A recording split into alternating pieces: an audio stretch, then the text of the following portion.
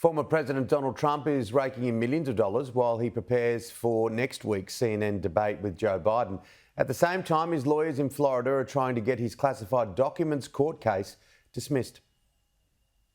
From the cash to the courts, Friday is shaping up to be one of the most consequential days of the entire 2024 campaign. First up, former President Trump's lawyers arguing in Florida that the 40 charges against him in the classified documents case should be dismissed. This is a classified information case. They're very hard to get to trial. On the fundraising front, new campaign filings indicate Trump has outraised President Biden for the second month in a row. While Democrats are quick to point out that Trump still trails President Biden in cash on hand, Republicans predict the trend could continue. When you talk about fundraising numbers, this is an area where Biden has had an advantage for quite some time, right? And Trump has been falling behind a bit on that front, and he has to use some of those funds for the legal issues as well. It seems to be being cured a bit. President Biden is spending the day in Delaware preparing for the first debate next Thursday. It's a rematch from 4 years ago, but unlikely to be quite as feisty. There are rules this time for moderation and for turning off the other candidate's mic when they speak out of turn or speak too long. That gives me some hope that the average viewer might actually get to hear a clear contrast. This all comes as a Fox News poll out this week shows President Biden pulling ahead of Trump for the first time since October, leading 50-48. Let's head to the United States right now. Joining me live is US political analyst Aidan Smith, and that poll is very interesting. 2 points clear in that poll. It shows a very definite shift.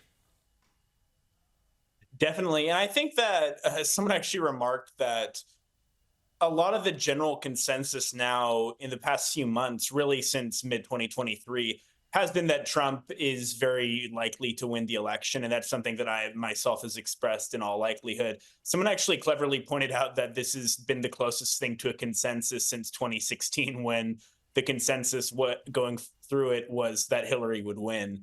And I think that what we're really seeing in the polls now, just as in 2016, the Clinton camp dismissed a lot of favorable polling for Trump as, just noise that they don't really have to pay attention to. I think there is a lot of disbelief among Republicans and even some pessimistic Democrats about polls in Biden's favor.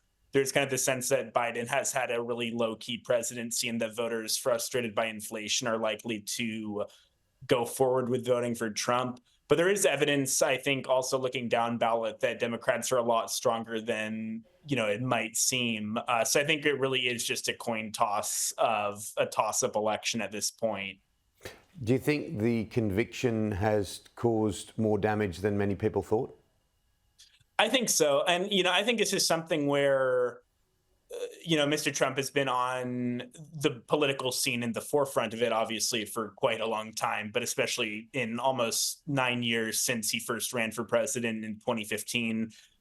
The rules basically surrounding, his Teflon Don reputation has kind of created an atmosphere where people have a tendency to overcorrect. And, what I mean is, in any other instance, when it's a candidate who is facing this level of legal scrutiny, is convicted on this many charges, it's assumed that it would doom their campaign. Since Trump has always had a way of, there's a little joke about Mr. Trump wiggling his way out of this one. A lot of people overcorrected, I think, and concluded, oh no, not only will this not hurt him, it will actually help him because people will rally around his cause. To me, I think that, sure, among his Republican base, there's definitely a lot of sympathy for him who believe his defense in these cases. For just a common swing voter, at some level or another, if you hear a candidate's been convicted of offenses, it's definitely going to hurt their candidacy. And I think a lot of commentators who are really contrarian about this and insisted that the convictions would somehow help him, it just doesn't really seem to be following through in terms of poll numbers. It was interesting to see Jane Fonda come out this week and say, I'm older than Joe Biden and he's fine. Look, sounds good, but when you watch Joe Biden and when people commentate about Joe Biden, age and his health are his greatest challenge.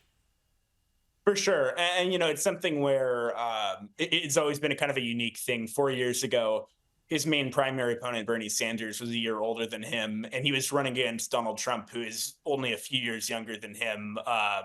So there's always kind of the assumption that, yeah, of course, Biden is quite old by political standards, but America is a country where we just had Nancy Pelosi serve as Speaker of the House until 2 years ago, Mitch McConnell as Majority Leader, all people in their 80s.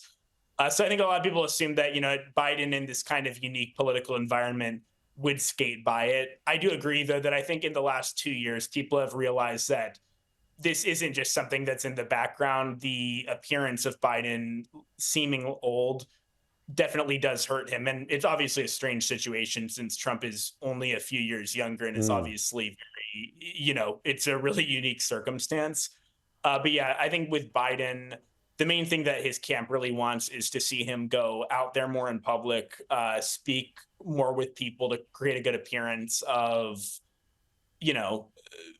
showing the same charisma as he had when he was younger, even thinking back to like the 2012 debate with Paul Ryan. But I think, that's when the debate will really matter. I think this debate actually might matter more than. That's it. That's the thing. That's the thing, Aidan. Sorry to interrupt. That's the thing, because we're done for time. But that makes the debate all the more relevant, doesn't it? Because even Jon Stewart came out the other day and he ripped apart Donald Trump and where he is at cognitively. So this debate, the eyes on this debate and how it goes is pivotal.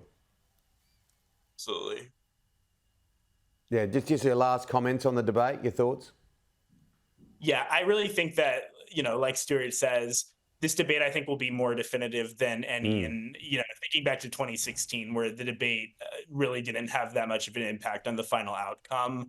I also do recall the 2020 debate and the infamous Biden's comment of, will you shut up, man, is something that is part of our political lexicon now. But yeah, for this reason, I think this debate will matter quite a bit in terms of undecided voters. Sure will. Good to talk to you. Let's do it again a number of times before this election in November. Thanks, Aidan.